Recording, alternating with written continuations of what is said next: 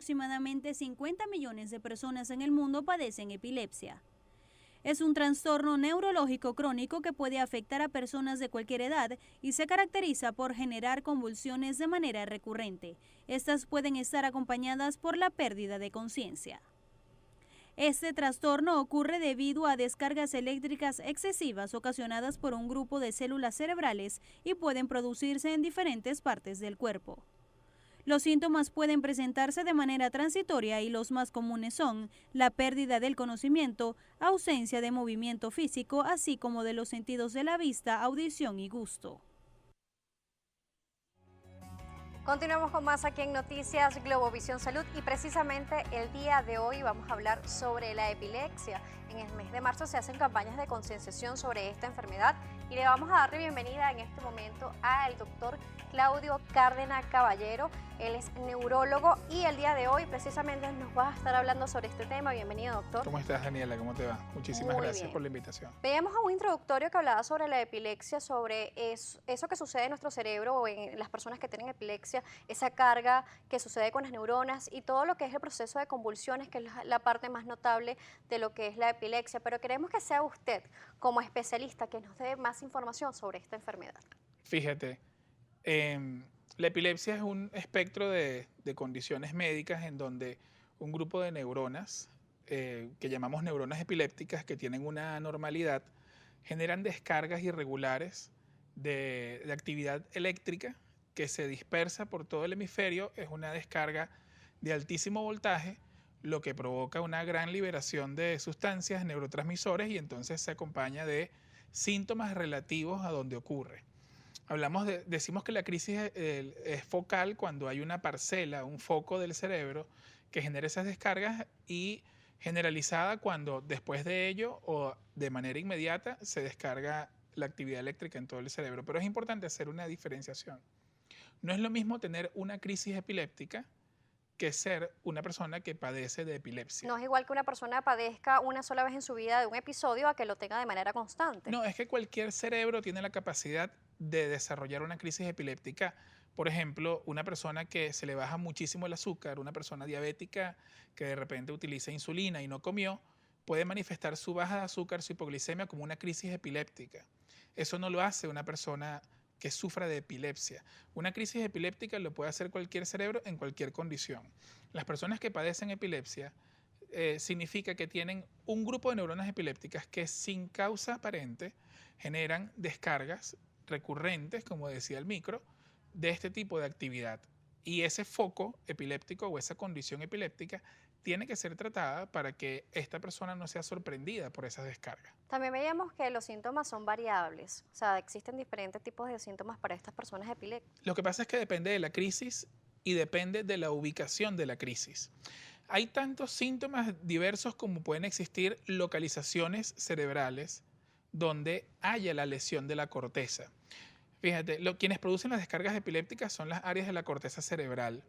Y por ejemplo, si tú tienes un foco epiléptico a nivel de la corteza visual, tu crisis epiléptica va a comenzar a ver de repente algunos tipos de cambios de coloración, cuadros de colores, triángulos de colores, por decirte algo. Si la crisis es en la corteza que se encarga de recibir la información auditiva, de repente la crisis epiléptica es un sonido, ¿okay?, abrupto, y después de repente ese sonido se generaliza. Entonces todo va a depender del área del cerebro que tenga el grupo de neuronas epilépticas. Pueden haber de muchísimos tipos. Y siempre va a estar acompañado de ese cuadro de epilepsia, que es el más común, que ven que la persona convulsiona. ¿Eso siempre va a estar acompañado o no necesariamente tiene que ser así? En absoluto. La convulsión es una crisis generalizada tónico-clónica. ¿Qué significa eso? Hay pérdida de la conciencia total, pérdida primaria de la conciencia. Hay adicionalmente una descarga en los dos hemisferios cerebrales y por lo tanto la persona se sacude y después de eso presenta esa condición en que se queda como en un estado comatoso 15, 20 minutos, a veces media hora, por el consumo de neurotransmisores. Eso es una convulsión, lo que conocen normalmente las personas como convulsión, que es una crisis tónico-clónica generalizada. Pero una persona puede tener una crisis, por ejemplo, parcial compleja, con automatismo de segundos de duración. no deja de ser una crisis epiléptica y no deja de ser una epilepsia. Pero es algo tan corto como que de repente la persona durante 5 segundos pierde conciencia, bueno, se le altera, hace algún automatismo, algunas veces hacen chupeteo, hacen sonidos con la boca y de repente después pasan y no se enteraron. Con respecto a las convulsiones, porque son una de las dudas más frecuentes, ¿cuáles son los primeros auxilios que se deben hacer con esa persona? ¿Se debe hacer algún tipo de intervención? ¿Hay que dejar que pase el cuadro? ¿Qué se debe hacer? Muy buena tu pregunta, porque fíjate, nosotros hemos recibido en las atenciones de áreas de emergencia de todo tipo de comportamiento que ejecutan las personas que en su desesperación intentan ayudar a la persona que está teniendo una crisis generalizada. Hemos visto de todo.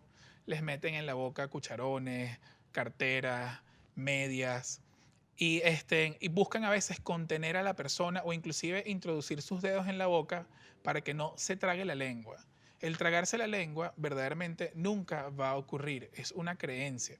La persona no puede respirar y a veces se puede tornar un poco violácea en sus labios e inclusive en las manos porque el espasmo del tono epiléptico impide que entre aire suficiente y eso cede en el momento en que cede la crisis, pero la persona no se traga la lengua. ¿Cuáles son los primeros auxilios? Primero, antes que nada, guardar la calma. En la medida de lo posible, colocar a la persona de lado con una almohada en la cabeza, ¿ok? De manera que su cabeza no se bata contra el suelo. No intentar contener los movimientos porque le puedes hacer daño. Y separar de alrededor todo aquello que pueda en algún momento de desesperación tumbarse y caerle encima. Hemos tenido pacientes que a veces les han caído televisores encima porque en la desesperación la persona empuja un mueble y además de la crisis tienes una persona con un traumatismo. No intentar meter nada en la boca.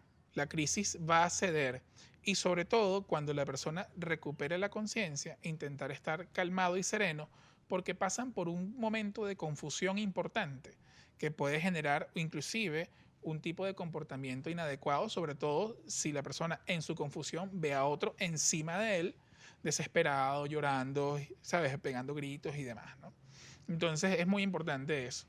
Y comunicarse con el médico tratante considerando que ya tuviera un diagnóstico. Muy bien, entonces con respecto al diagnóstico, vamos precisamente a cómo se hace esa evaluación por la parte médica. ¿Cuáles son esos estudios que van a determinar si esa persona tiene epilepsia o no la tiene?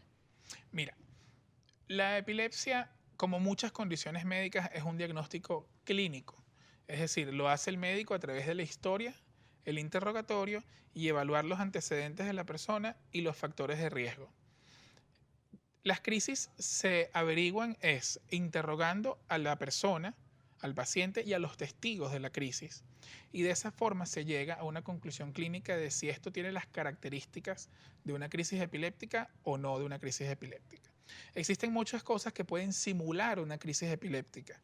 Por ejemplo, un tiritamiento abrupto por una fiebre de rápido ascenso, que la persona se sacude mucho. También hay personas que tienen condiciones de tipo psicosomáticas o psiquiátricas que pueden hacer crisis de pánico con lo que llamamos pseudocrisis epilépticas, que se sacuden, se baten. Entonces el interrogatorio es primordial. ¿Estudios de imágenes? Ajá, fíjate. El 70% de los pacientes que tienen el diagnóstico de epilepsia tienen imágenes normales. Eso significa que una imagen no te va a decir cómo funciona eléctricamente un cerebro. El estudio de imágenes es como una evaluación anatómica, pero el problema no necesariamente es anatómico. Claro, hay personas que, por ejemplo, tienen epilepsias postraumáticas, tienen lesiones cerebrales o las epilepsias que se generan después de, ¿qué te digo yo?, un tumor o una cirugía. Obviamente vas a tener una imagen anormal. Pero muchísimas de las epilepsias que llamamos no necesariamente sintomáticas o idiopáticas o criptogénicas son cerebros que se ven morfológicamente normal. Yo le explico más o menos a los pacientes que uno no hace diagnóstico de epilepsia con una resonancia, con una tomografía necesariamente. Pero es complementario. Tú te apoyas, pero no lo haces con eso, porque de hecho el problema es eléctrico. El diagnóstico más certero después del clínico, del interrogatorio, es el electroencefalograma. Pero el electroencefalograma tampoco es infalible. Primero de que no todos los cerebros en todo el momento están generando descargas epilépticas. Tú puedes tener un gran número de pacientes epilépticos con electroencefalogramas normales. Y de repente en algún otro momento el electroencefalograma sale anormal. Y también hay que tomar en consideración de que hay un tercio de la corteza cerebral que no está a la superficie como para poder ser registrada esa actividad. Muy bien, doctor. Nosotros nos corresponde hacer nuestra segunda pausa aquí en Noticias Globovisión Salud. En la próxima parte continuaremos hablando sobre la epilepsia. Si tiene alguna pregunta o comentario que le quiera hacer al especialista, lo puede hacer a través de nuestra cuenta de Twitter, @salud_gb pequeña. Ya volvemos con más de Noticias Globovisión Salud.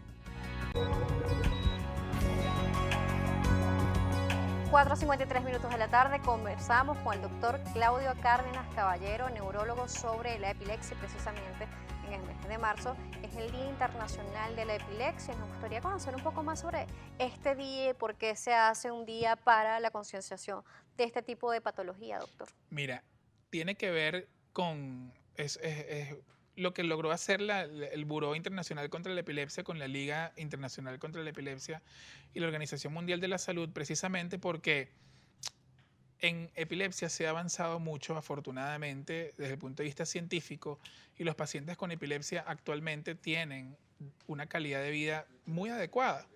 Existen muchos estigmas sociales sobre la persona epiléptica y muchas veces se considera que la persona epiléptica es una persona que tiene una condición que lo limita, y eso no es del todo así. De hecho, si tú le preguntas al común de las personas si una persona o una mujer epiléptica puede tener hijos, la mayoría te va a responder que no, y eso actualmente no es así. Tenemos un gran número de pacientes, mujeres epilépticas, que de una manera controlada logran sus objetivos de madre. ¿Cuál es el problema con la estigmatización? Que a pesar de todos los avances y de todo el conocimiento, las personas son tratadas distintas.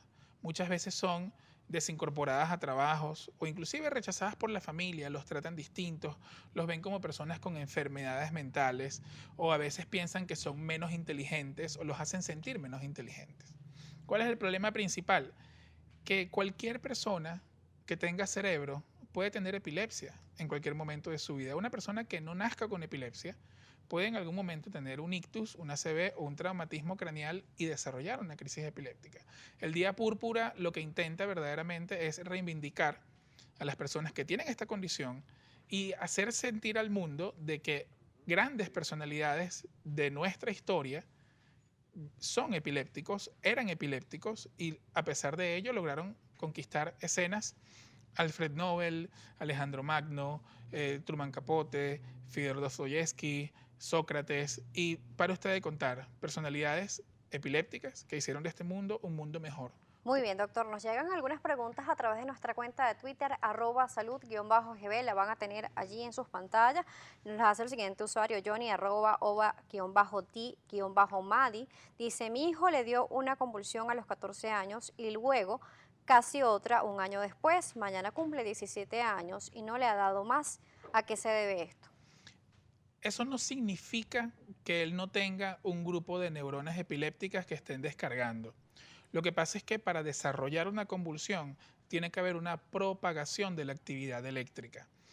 Hay un grupo de neuronas que pueden generar lo que llamamos descargas subumbrales, pequeñas descargas anormales que no necesariamente generan una convulsión.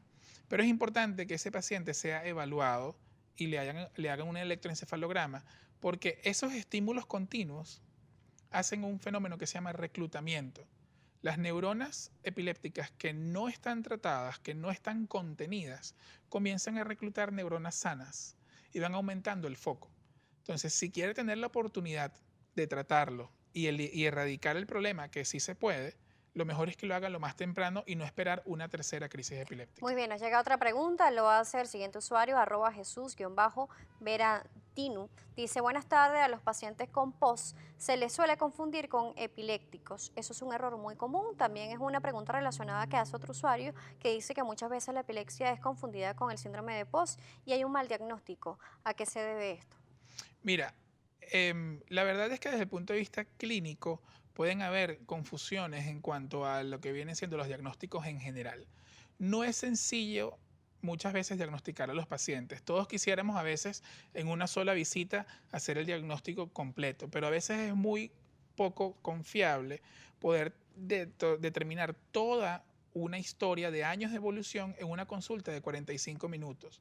Es por eso que se recomienda muchas veces que el paciente sea evaluado de manera regular uno muchas veces reinterroga, conversa con los familiares, evalúa cuál es el tratamiento e inclusive hay pacientes que pueden estar bien diagnosticados, pero que no responden a tratamiento adecuado, cosa que está ocurriendo muchísimo ahorita porque no siempre por la escasez de medicamentos estamos mandando lo mejor que necesita el paciente, sino lo que hay. Muy bien. Arroba Javi Santana dice, antes de convulsionar tengo llamadas auras que me avisan en los episodios. Mis episodios son frecuentes. ¿Qué riesgo tengo? El aura es lo que hablábamos hace un rato, una crisis focal simple.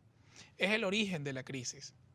El aura, que antes se llamaba así, ahora actualmente ya no se reconoce como aura, se conoce como crisis parciales simples, es que en ese lugar de la corteza cerebral es que se está iniciando la actividad epiléptica. Eso está mencionando de que eso es una epilepsia parcial.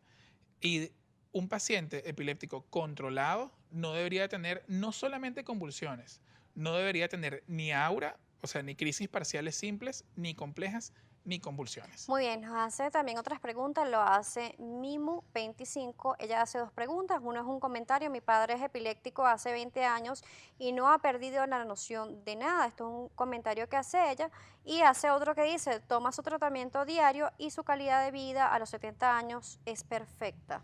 Es así, eso es muy cierto. Las personas tienden a creer que con cada crisis epiléptica o con cada convulsión mueren neuronas. Eso es un concepto muy antiguo. Actualmente se conoce que eso no es así.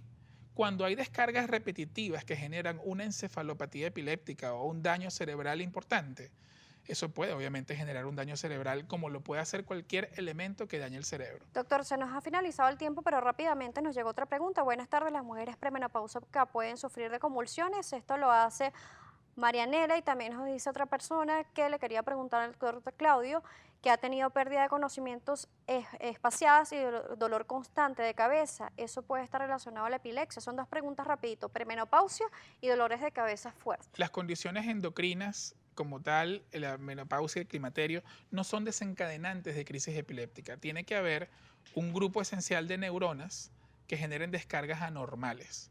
¿Okay? No todo lo que se desmaya es epilepsia y no todo necesariamente lo que se sacude es epilepsia. Entonces hay que evaluar bien esa crisis a ver si verdaderamente son convulsiones. Y la segunda pregunta, disculpa. Dice que quisiera saber, esto lo hace Andrea Balsa, dice que quisiera preguntarle al doctor que si ha tenido pérdidas de conocimientos espaciados y dolor constante de cabeza puede estar relacionado a la epilepsia. Bueno, existe una condición en donde la migraña se relaciona con epilepsia. La migraña es como el primo segundo de la epilepsia.